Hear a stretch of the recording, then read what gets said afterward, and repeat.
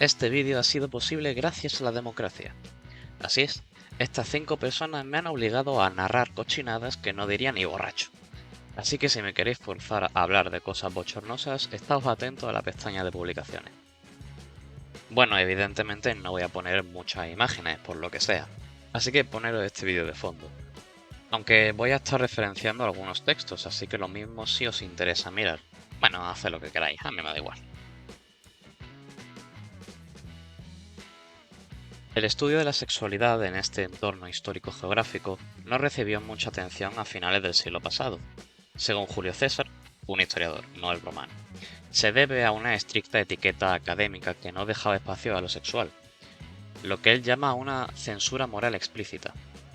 Aunque es a partir de los primeros artículos de la sexualidad de estas antiguas civilizaciones que se empieza a romper esta barrera autoimpuesta, aunque no sin críticas, por supuesto, siendo autores como el propio Julio César Pangas y Anne Guinan de los primeros en tratar el tema de la sexualidad en profundidad. Este pudor por la sexualidad mesopotámica resulta bastante extraño, ya que, como veremos, existen múltiples fuentes escritas que describen en extenso detalle aspectos de la vida sexual de estas gentes, sus concepciones de género y la relación entre sexo y política. Estos textos van desde poemas, la epopeya de Gilgamesh, diagnósticos médicos, legislación estatal o textos místicos religiosos. Y actualmente se han superado mitos como la idea de que la prostitución era una profesión sagrada, precisamente gracias al estudio de esos textos. Y como dijo Kate Millett, el sexo es política. Tumalu Inamele Sakin es el título de una serie de tablillas cuneiformes que contienen una serie de presagios, muchos de ellos son referentes a la vida sexual. Por ejemplo, en la tablilla 104, en la línea 28, se desaconseja la masturbación en pareja, puesto que conlleva, y cito, a impureza, pérdida de la mano y mala suerte. En la línea 36 se habla del caso en el que un hombre masturba a una mujer, cuyo destino será la impureza y temblores en la mano. En la misma tablilla encontramos 2 presagios sobre poluciones, es decir, eyaculaciones masculinas involuntarias mientras se duerme. En la línea 9 se dice que el hombre que ha tenido sexo con una mujer se va a dormir y poluciona, sufrirá una gran pérdida. Pero en la línea 26 se dice que el hombre que se va a dormir y poluciona sin haber tenido sexo tendrá felicidad y ganancias. La interpretación que he leído sobre esto es que tener una polución después del sexo es un, entre comillas, desperdicio, una gran pérdida. Mientras que polucionar sin haber tenido sexo es una buena señal, ya que significa que puedes alcanzar la satisfacción estando dormido. Ahora repetid conmigo, escuchamos pero no juzgamos. El sexo anal heterosexual también parece ser una práctica relativamente frecuente, o por lo menos relativamente normalizada. Y cito: si un hombre le dice frecuentemente a su esposa, ofréceme tu ano, ese hombre estará sano, pero después de su cópula y de su comida no estará bien. Con este fragmento podemos ver que o bien no se recomienda mucho la penetración anal por el motivo que fuere, médico o religioso, y o existen ciertos prejuicios sobre esta práctica. Las enfermedades venéreas son súper interesantes. Vaya, nunca pensé que diría esta frase. En cualquier caso, resulta curioso cómo algunos textos advierten de ciertos males físicos o morales espirituales que están asociados a ciertas prácticas. Hay muchísimos pronósticos médicos de este estilo, incluso algunos sobre ginecología, pero solo me voy a detener en un par de casos. Por ejemplo, si un hombre tiene relaciones sexuales con una mujer estando de pie, esto no es bueno. La sakiku le está asignada. Ese hombre estará bruscamente inquieto, después se enfermará.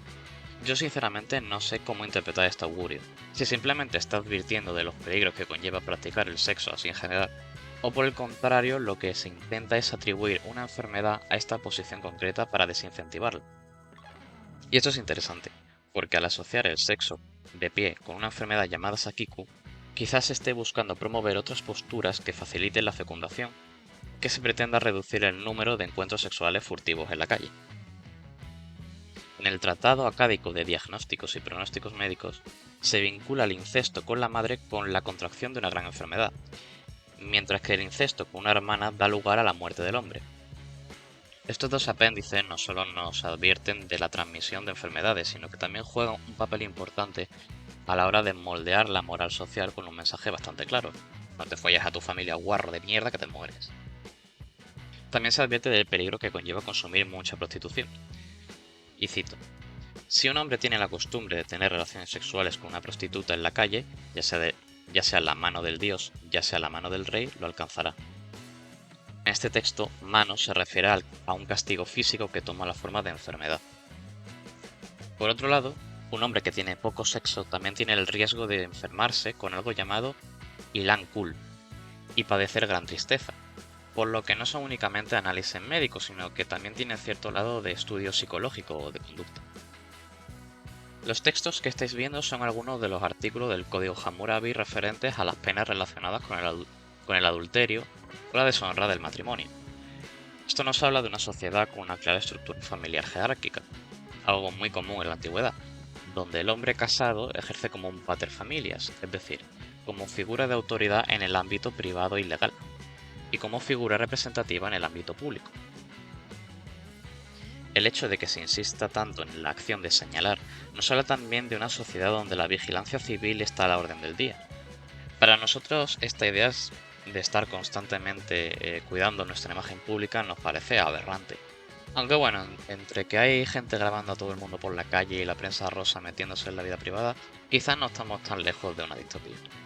El caso: el honor personal y familiar ha sido algo esencial hasta prácticamente la Revolución Francesa, en tanto que el honor era el capital social de una persona y su familia, una reputación heredable que había que cuidar en todo momento, y normalmente la depositaria de ese honor familiar era la mujer.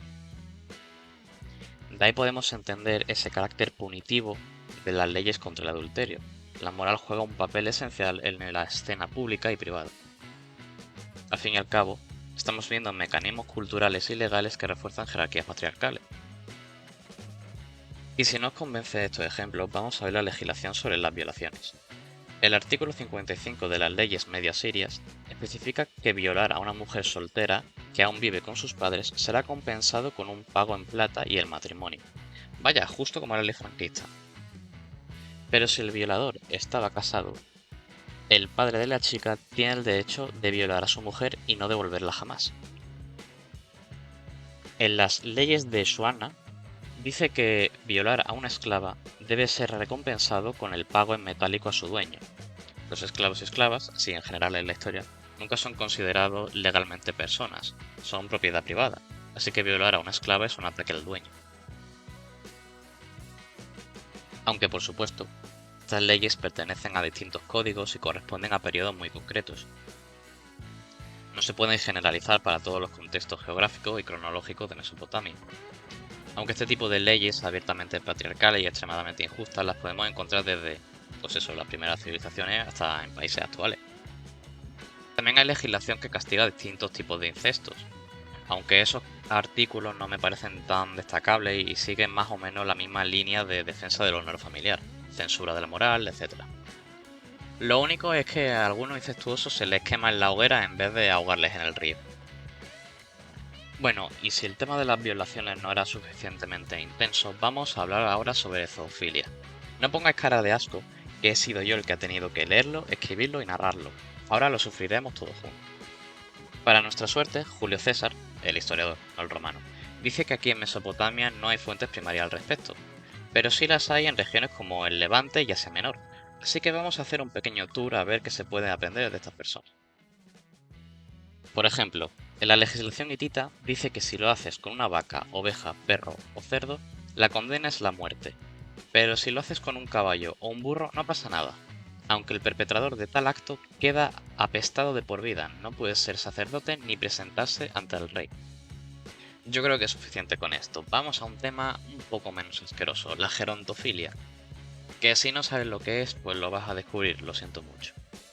En nuestra querida tableta 104 dice lo siguiente: si un hombre tiene relaciones sexuales con una vieja, diariamente tendrá procesos judiciales.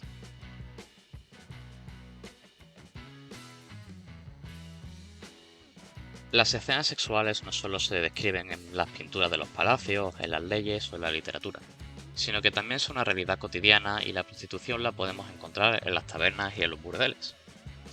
Sobre la prostitución, Parece que esta actividad estaba vinculada al culto de Ishtar, en tanto que una de sus atribuciones es la de diosa del amor. De hecho, en el idioma acadio, una de las palabras para prostituta era Ishtaritu, que significaba ofrecidas a Ishtar. Incluso hay textos en el que se llama prostituta a Ishtar. De hecho, otro lugar muy frecuentado por prostitutas era el templo de la diosa.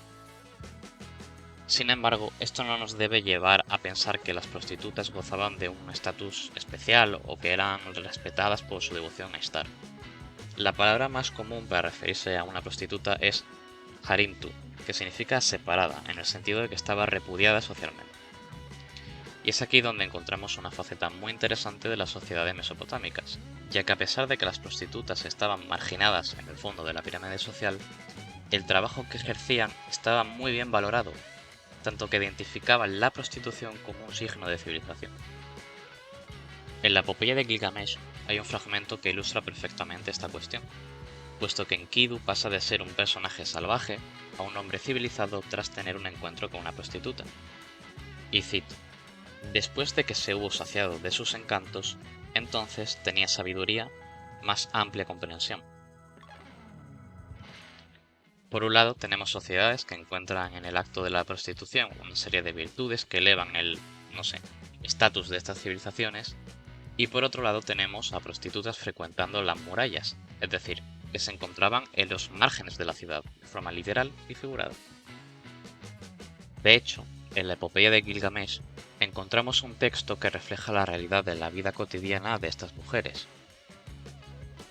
Enkidu le dice a una prostituta: ven, cortesana, que yo te diré cuál será tu destino y que yo te maldiga con una gran maldición. Jamás construirás un hogar feliz, jamás te introducirás en un harem. La cerveza ensuciará tu bello seno, tus arreglos serán salpicados por el vómito del borracho. Habitarás en la soledad y te ubicarás en las murallas. Las espinas lastimarán tus pies, los borrachos podrán abofetearte. En otros mitos, Enki, el dios de la sabiduría, asigna a las mujeres infértiles el papel de prostituta, ya que entiende que han fallado en su destino vital de ser madres. Esto deja claro que el valor social de una mujer en la antigua Mesopotamia era crear una familia y poco más.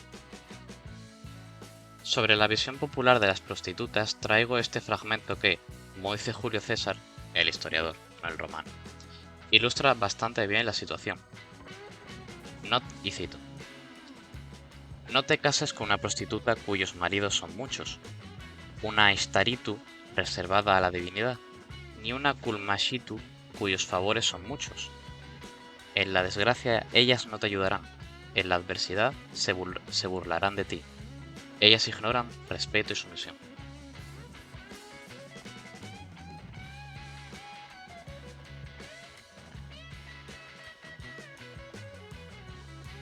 He creado esta sección básicamente porque existe mucha más información sobre la sexualidad masculina que la femenina, así que se merecía su propia sección. Y lo primero que cabe de mencionar es que ni los textos que vamos a consultar ni las sociedades antiguas de las que estamos hablando sostienen concepciones de género y sexualidad parecidas a las nuestras. Hablamos entonces de homosexualidad como algo descriptivo, no como una categoría identitaria. Como ya podéis imaginar, tanto por el apartado anterior como por, el mundo en el que vivimos, el hombre cuenta con un estatus de privilegio sobre la mujer, quedando ella relegada a funciones principalmente domésticas y de la que se espera obediencia y sumisión, tanto en las relaciones sociales como en las relaciones sexuales. Sobre la homosexualidad masculina hay bastante literatura, y por supuesto también hay presagios. En nuestra tablilla 104, en la línea 15, hay un presagio con consecuencias negativas para aquel hombre que viola a un igual. El castigo viene por el acto de violar, no por la relación homosexual. De la misma manera, en las líneas 33 y 34 se advierte de malos presagios a aquel hombre que tenga relaciones con empleados domésticos. De nuevo, el castigo viene por un abuso de las relaciones de poder, no por el acto sexual en sí. Y es que, como podemos comprobar, todos los presagios juegan con normas sociales binarias. En cuanto a la jerarquía tenemos relaciones de dominación y subordinación. En cuanto al sexo tenemos lo masculino y lo femenino. En cuanto al género tenemos al hombre y la mujer. En cuanto a la sexualidad tenemos la penetración y la receptividad. Un hecho significativo es que la masculinidad está fuertemente vinculada a la posición sexual, aunque se practique el sexo homosexual o heterosexual. Por ejemplo, encontramos augurios que advierten de que si un hombre se deja montar por una mujer, es decir, se convierte en el sujeto pasivo, éste perderá la virilidad. Esto no advierte de una impotencia o pérdida del líbido, sino de una pérdida del estatus y su identidad social como hombre. Precisamente en la línea 32 hay un buen presagio para todo hombre que mantenga relaciones sexuales con un asino, un prostituto. Esta relación es buena porque las posiciones sexuales están, digamos, en armonía con el estatus social del individuo. El ciudadano libre toma un papel activo mientras que el prostituto toma un papel pasivo. De nuevo, recordemos que la prostitución se entendía como una virtud civilizadora. Esto también nos habla de que la homosexualidad no es solamente un asunto privado, sino que tiene una dimensión pública. A la homosexualidad también le pasa algo muy similar que la prostitución. Se considera como un rasgo positivo para la civilización, pero se margina a aquellas personas que lo practican. Por ejemplo, en el poema del descenso de Inanna a los infiernos, se dice que los homosexuales se crearon con la suciedad de las uñas de Enkidu. La propia mitología y la visión cosmológica los está poniendo en lo más bajo de la sociedad, con la mugre. Por supuesto, esto significa que las palabras que se usaban para nombrar a los homosexuales, como Kalaturru o Kurgarru, eran usadas frecuentemente como insultos. En cuestiones de identidad de género tenemos a, no sé cómo llamarles, colectivos de individuos que tienen una identidad ambigua, no normativa, un tercer género que fluyen entre lo masculino y lo femenino. Son los Asinu, Kurgarru, Sinisanu, Kalu, Huluu, no vean los nombrecitos. Esta ambigüedad identitaria se expresa a través de castraciones, danzas rituales, travestismo, relaciones homosexuales, etc. Y la existencia de estas personas se explica mediante la mitología para justificar la transgresión de las normas sociales. Por eso se suelen vincular con Ishtar, ya que es una diosa que también juega con los límites de la sexualidad. Al final se convierte en una especie de patrona para todas aquellas personas que no pueden insertarse en las categorías binarias de hombre y mujer. La ley medio asiria número 9 castiga a cualquier hombre que acuse a otro de ser homosexual pasivo sin tener pruebas. Y esto es muy interesante porque podemos establecer paralelismos muy claros con el concepto de sexualidad y masculinidad con otras civilizaciones, como la griega y la romana. Es ante todo una cuestión de estatus social, ya que el hombre ideal es siempre el sujeto activo en cualquier tipo de relación, sea con una mujer o con otro hombre. Los hombres pasivos, sin embargo, sí que cargan con un gran estigma, ya que, como hemos visto anteriormente, da igual con quién te acuestes porque la pasividad te extirpa de tu estatus como hombre. Con esto se entiende la ley media siria número 9. Acusar a un hombre de ser un homosexual pasivo es un delito grave que atenta directamente contra su identidad, su honor y el orden social. Una relación entre dos hombres no se limita a un encuentro sexual, sino que entran en juego dinámicas de poder. Según Anguinan, estos presagios erotizan las categorías sociales y valoran aquellos actos y objetos que extienden el dominio de la influencia social. La homosexualidad masculina no es un asunto privado, sino que se trata de una afirmación de valores sociales a través del cuerpo. En este párrafo de la ley media siria número 20 no criminaliza el hecho de la homosexualidad, lo que se condena es que se ponga a un hombre en una posición pasiva. Tanto los presagios como las leyes consideran que penetrar a un ciudadano con el mismo estatus social es equivalente a una violación. La cuestión de la homosexualidad da igual, lo que realmente importa es que durante el sexo se respeten las jerarquías sociales. Y la cantidad de textos existentes sobre estos temas nos deja claro lo contradictorio que supone. El sexo, después de todo, es el espacio donde los individuos se pueden expresar más libremente, pueden desafiar la moral, los tabúes y la normatividad. Y como vemos, las leyes y presagios intentan regular esto. La épica de Gilgamesh es posiblemente uno de los textos más interesantes para estudiar esta cuestión. Se trata de un texto mitológico que juega constantemente con la idea de cruzar la línea entre lo divino y lo mortal, entre lo humano y lo animal, entre lo masculino y lo femenino. Es un texto repleto de transgresiones y protagonizado por personajes marginales. Gilgamesh es un semidios, Enkidu es un hombre bestia, Samat es una prostituta, según Martin y Sinen, la única cuyo rol sexual es normativo. La épica de Gilgamesh es, básicamente, el clásico de los clásicos. Es un viaje del héroe donde cada encuentro sexual se plantea como un hito en el desarrollo personal de Gilgamesh. A medida que avanza la historia, el sexo va desapareciendo poco a poco, y todo culmina con Gilgamesh diciéndole a la diosa Ishtar que no se quiere casar con ella. La épica no va de homosexualidad, se trata más bien de una historia de hermandad entre estos dos personajes, de amor platónico y los límites del deseo.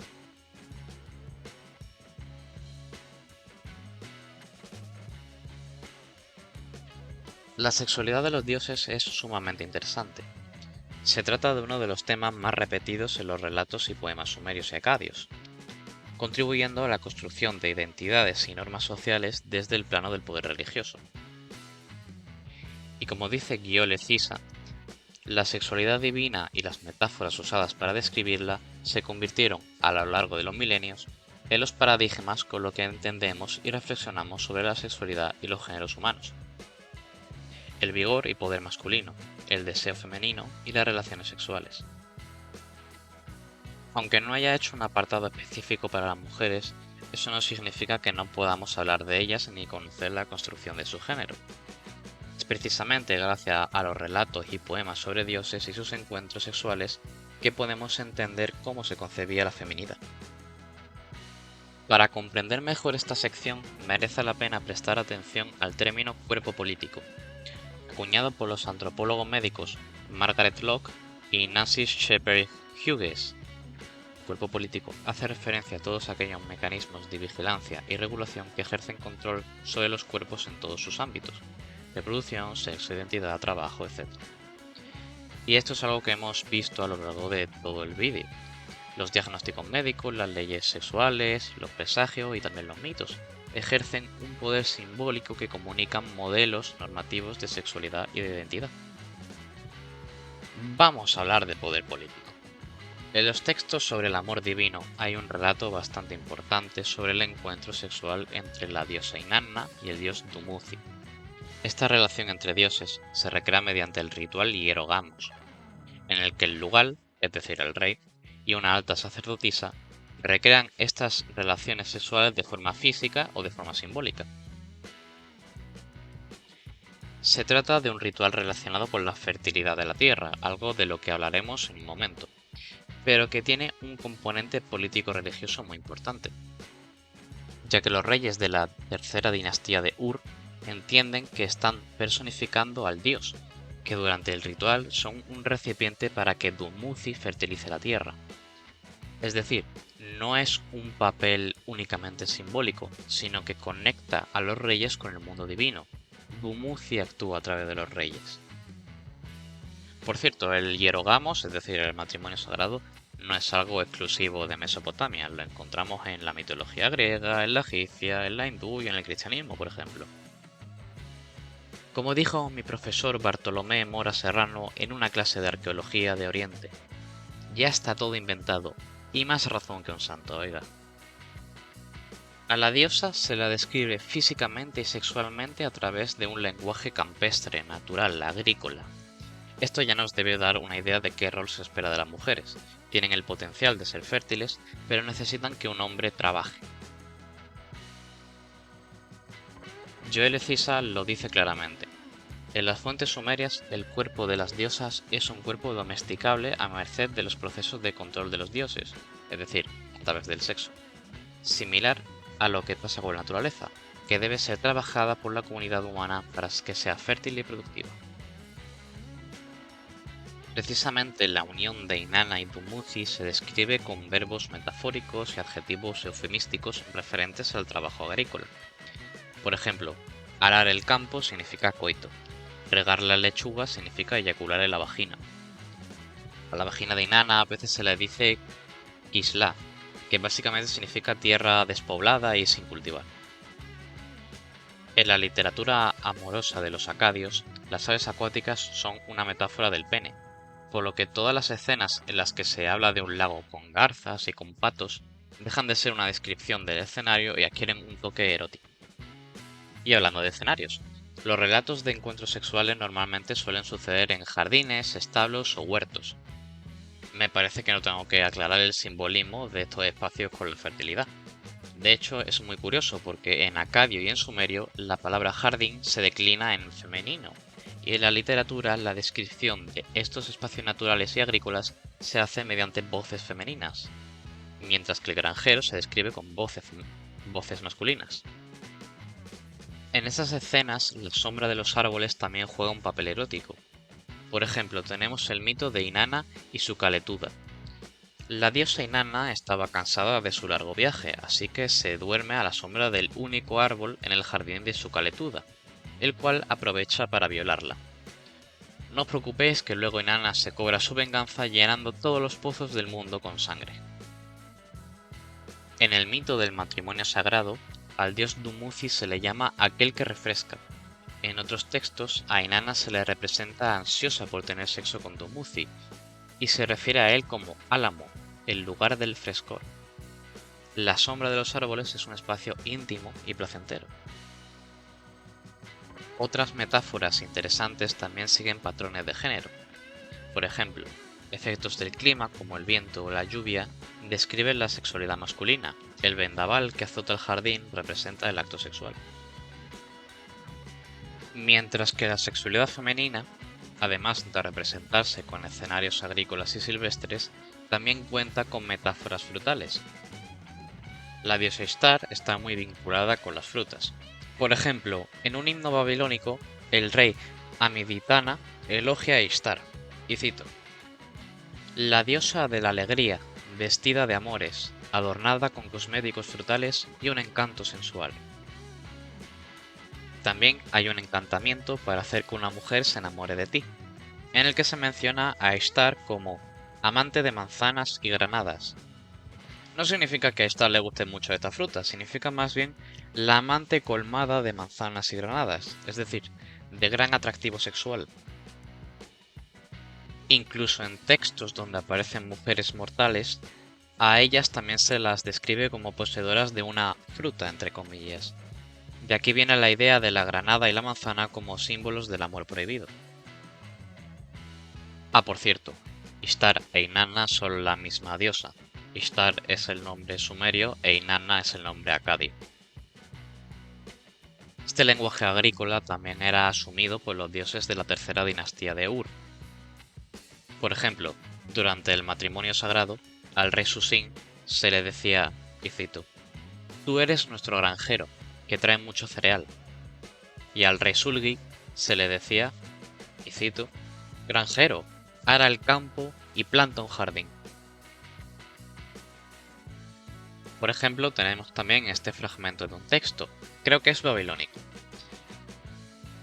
el que dice: eres como un campo de sal simboliza infertilidad, mientras que eres feliz como la fruta seguramente se refiere al placer carnal en sí. Y por último, tu campo es muy conocido, es bastante fácil de descifrar, significa que esa vagina han pasado muchos hombres. La expresión eres la alegría de la huerta empieza a tener sentido, ¿verdad? Las diosas y las mujeres son descritas usando todo un conjunto de símbolos naturales: jardines, campos de cultivo, frutas, etc. Son elementos que deben ser trabajados o que son resultado del trabajo de los dioses y los hombres. La regeneración y el florecimiento de la naturaleza ocurre a través del acto sexual.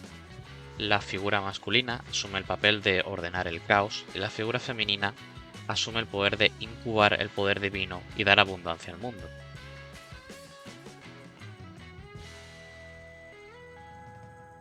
Toda esta colección de símbolos agrícolas y pastoriles no es inocente. ¿A qué tenemos que insistir que los dioses no solo sirven para establecer modelos normativos de sexualidad, sino que también legitiman y justifican el modelo social, político y económico de las sociedades mesopotámicas? El dios que fertiliza a la diosa, bajo todo este lenguaje de regar el campo y trabajar la tierra, nos está comunicando principalmente dos ideas. La primera es que el hombre es el que da vida a través de la reproducción y el que tiene el rol activo en las relaciones sexuales. Y la segunda es que la humanidad, a través del poder del Estado, tiene el deber de trabajar y dominar la naturaleza para extraer riquezas de ella. A lo largo de este vídeo hemos visto cómo los presagios, adivinaciones y augurios, así como las leyes, las épicas y los relatos de dioses, se introducen en la vida sexual. Le dan explicaciones médicas o espirituales a las dolencias, promueven o desaconsejan ciertas conductas y prácticas, legislan y regulan ciertas actividades, etc. La sexualidad siempre ha sido una cuestión pública, una cuestión política, y en la antigua Mesopotamia no era distinto, llegando incluso a regular no solo con quién puedes tener relaciones, sino cómo deben ser esas relaciones y qué se puede hacer en la intimidad. La historia del sexo no es la historia de cómo la gente del pasado disfrutaba en compañía. Es la historia de los prejuicios, de la censura, de la vida cotidiana o de la prostitución. El estudio del sexo es un pilar fundamental en la historia cultural y la historia de género.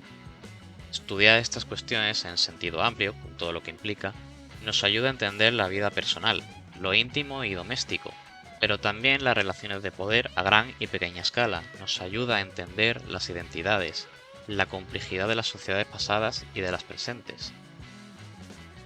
La historia del sexo es, en definitiva, la historia de nuestra única propiedad, el cuerpo.